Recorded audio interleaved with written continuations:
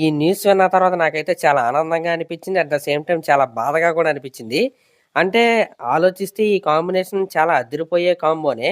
అదేంటంటే మన 'బాబీ' గారి డైరెక్షన్‌లో మన 'చిరంజీవి' గారిది ఒక సినిమా అయితే ఉంది కదా! 'Mega 158' cinema. అదొక గ్యాంగ్‌స్టర్ బ్యాక్‌డ్రాప్‌లో ఉండే సినిమా. అయితే ఆ సినిమాలో మన మెగాస్టార్ 'చిరంజీవి' గారితో పాటు మన తెలుగు, తమిళ్ సూపర్ స్టార్ అయిన 'కార్తీ' గారు కూడా ఒక రోల్ అయితే చేస్తున్నారు. అది క్యామియో రోల్ కూడా కాదనమాట. ఒక ఫుల్ ప్లెడ్జ్డ్ రోల్ అయితే ఆయనైతే ఆ సినిమాలో అయితే చేస్తున్నారు. అయితే ఆ సినిమాలో ఆయన ఆ రోల్ చేస్తున్నందుకు దగ్గరగా 12,00,00,000 రెమ్యునరేషన్ కూడా ఆయనైతే తీసుకుంటున్నాడనమాట. అంటే చిరంజీవి గారితో పాటు సమానంగా ఆయన క్యారెక్టర్ అయితే ఆ సినిమాలో అయితే ఉండబోతుంది. అంటే స్ట్రాంగ్ క్యారెక్టర్ అనమాట. మెయిన్ లీడ్ మన చిరంజీవి గారే. అంటే ఇప్పుడు 'వాల్తేరు వీరయ్య' సినిమాలో మన రవితేజ గారు ఎలా ఒక ఇంపార్టెంట్ రోల్ చేశారో, ఈ సినిమాలో కూడా మన 'కార్తీ' గారు ఒక ఇంపార్టెంట్ రోల్ అయితే చేయబోతున్నారు.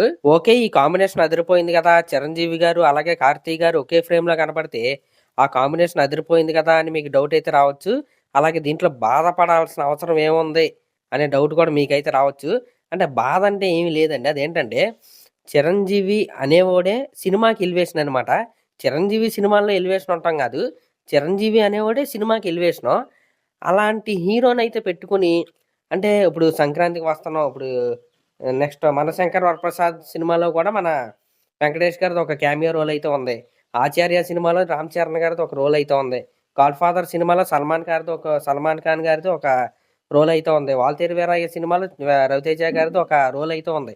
అంటే చిరంజీవి గారి సినిమాలు మీరు చూసుకుంటే అంటే చిరంజీవి గారితో పాటు మరొక ప్రత్యేకమైన పాత్ర అయితే ఈ సినిమాల్లో అయితే ఉంది. ఇంపార్టెంట్ క్యారెక్టర్స్ అవి. అలా ఎందుకు కథలు రాస్తున్నారు? కథాబలం మొత్తం గూడా చిరంజీవి గారి పైనే పెట్టొచ్చు కదా! చిరంజీవి గారి సినిమాల్లో ఇంకో హీరోని ఎందుకు అతికిస్తున్నారు అని ఒక చిరంజీవి అభిమానిగా ఇదైతే బాధగా అయితే అనిపించింది. అంటే ఆఫ్‌కోర్స్ అది కాంబినేషన్ అయితే అదిరిపోవచ్చు. చాలా బావుండొచ్చు. కలెక్షన్స్ రావచ్చు. సినిమాకి బజ్ పెరగొచ్చు. ఏదైనా జరగొచ్చు. కానీ చిరంజీవి గారు ఒకళ్ళు చాలండి. చిరంజీవి గారి పైనే కథ మొత్తం ఎళ్ళాలి. ఆ కథాబలం మొత్తం గూడా చిరంజీవి గారే మోసే విధంగా స్టోరీలైతే రాయాలని నేనైతే కోరుకుంటున్నా. ఆఫ్‌కోర్స్ ఇదైతే అదిరిపోయే కాంబినేషన్. ఇప్పుడు 'రామ్ చరణ్' గారు, 'చిరంజీవి' గారు అనేది అదిరిపోయే కాంబినేషను. మన 'రవితేజ' గారు, 'చిరంజీవి' గారు అనేది అదిరిపోయే కాంబినేషను. 'వెంకటేష్' గారు, 'చిరంజీవి' గారు అనేది అదిరిపోయే కాంబినేషను.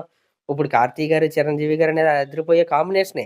కానీ రిపీటెడ్‌గా ప్రతి సినిమాలో ఒక ఇంపార్టెంట్ వేరే హీరోని తెచ్చి 'చిరంజీవి' గారితో పాటు పెట్టడం వల్ల విమర్శలనేది ఎక్కువైపోతున్నాయన్నమాట. సినిమాకి కలెక్షన్స్ వస్తే వాళ్ళొచ్చినాయని ఆ క్రెడిట్స్ మొత్తం వాళ్ళకైతే ఇచ్చేస్తున్నారు. అదైతే నాకైతే నచ్చట్లేదు. కనీసం ఇదే లాస్ట్ సినిమా అవ్వాలి. ఇంకొచ్చే ప్రతి సినిమా కూడా చిరంజీవి గారే మెయిన్ లీడ్‌గా ఉండాలి. అవసరమైతే డబుల్ రోల్ చేయాలి తప్ప వేరే హీరో అయితే ఉండకూడదని నేనైతే కోరుకుంటున్నా. ఇంకా ఈ 'మెగా 158' కాస్ట్ అండ్ క్రూ ఏదైతే ఉందో మామూలుగా ఉండదనమాట. హీరోగా మన మెగాస్టార్ చిరంజీవి గారు, 'కార్తీ' గారు ఒక ఇంపార్టెంట్ క్యారెక్టర్. ఇంకా డైరెక్టర్‌గా 'బాబీ' గారు, మ్యూజిక్ ఏమో సూపర్ డూపర్ ఫామ్‌లో ఉన్న తమనన్న. ఇంకా సినిమాటోగ్రాఫర్ ఎవరో కాదు 'మిరాయి' సినిమా డైరెక్టర్ అయిన కార్తీక్ ఘట్టమనేని గారనమాట. అంటే టెక్నికల్ యాస్పెక్ట్‌లో గనక మనం చూసుకుంటే ఈ సినిమా టాప్ నాచ్ క్వాలిటీతో మన ముందుకైతే రాబోతుంది. ఖచ్చితంగా సినిమా అయితే బ్లాక్ బస్టర్ హిట్ అయితే అయ్యిద్ది. 2027 సంక్రాంతికి ఈ సినిమా రిలీజ్ చేసే ప్లానింగ్‌లో వీళ్ళైతే పనులైతే స్టార్ట్ చేశారు. మరి అదన్నమాట మ్యాటరు. నాకనిపించిందయితే నేనైతే చెప్పా. మరి దీనిపై మీరేమనుకుంటున్నారో కామెంట్ చేయండి. అలాగే మన ఛానల్ గనక ఫస్ట్ టైమ్ చూస్తున్నట్టయితే ఖచ్చితంగా సబ్స్క్రైబ్ చేసుకోండి. థాంక్